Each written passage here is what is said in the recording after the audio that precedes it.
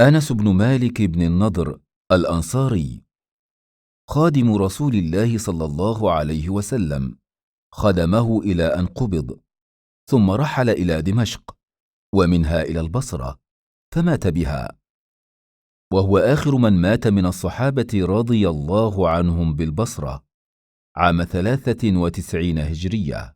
برنامج أكاديمية زاد، علم يزداد.